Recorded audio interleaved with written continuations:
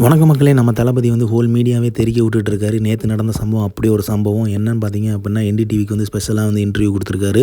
So அவங்க உள்ள press ஆட்கள் எல்லாருமே வந்து மீடியா பர்சன்ஸ் எல்லாருமே வந்து மீட் பண்ணியிருக்காரு. ஸோ அந்த ஃபோட்டோ தான் வந்து இப்போ வந்து பார்த்தீங்க அப்படின்னா செம்ம வைரல், செம்ம ட்ரெண்டிங், எல்லா இடத்துலையுமே வேறு லெவல் ரீச் ஆகிருக்குது. ஸோ அது பார்த்திங்க அப்படின்னா முக்கியமாக வந்து அவங்க மீட் பண்ணப்போ தளபதியை பார்த்து கேட்ட கேள்விகள்லாம் வந்து செம்மையாக கேட்டிருக்காங்க.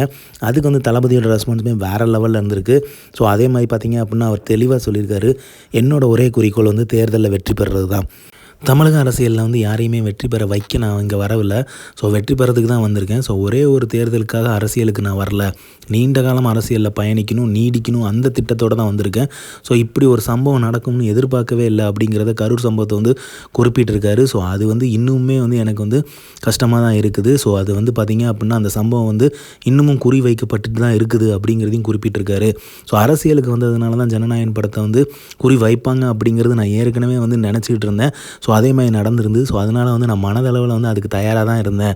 ஸோ அதனால் வந்து பார்த்திங்க அப்படின்னா ஜனநாயகன் படத்தை வந்து தயாரித்த தயாரிப்பாளர்களுக்கு ஏற்பட்ட சிரமம் தான் வந்து எனக்கு ரொம்பவே வருத்தமாக இருக்குது அப்படிங்கிறத குறிப்பிட்டிருக்காரு. அதே மாதிரி கேட்டிருக்காரு, நான் வந்து கிங் மேக்கராக ஏன் இருக்கணும், நான் வந்து அரசியலில் வெற்றி பெறதுக்கு தான் வந்திருக்கேன்.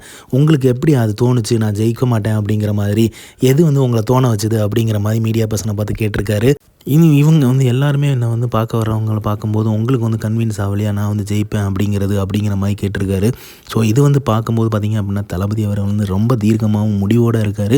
ஸோ அரசியலில் வந்து நீண்ட காலம் பயணிக்கணும் அப்படிங்கிற முடிவு எடுத்திருக்காரு. ஸோ கண்டிப்பாக வந்து வெற்றியை நோக்கி தான் பயணிக்க போகிறேன் அப்படிங்கிறத சொல்லியிருக்காரு. So I will fight and win அப்படிங்கிறதையும் குறிப்பிட்டிருக்காரு. ஸோ இது வந்து இந்த பேட்டி வந்து வேறு லெவலில் ட்ரெண்ட் ஆகி பயங்கரமாக வந்து இப்போ வந்து பரவலாக வந்து வைரல் ஆகிட்டு இருக்குது.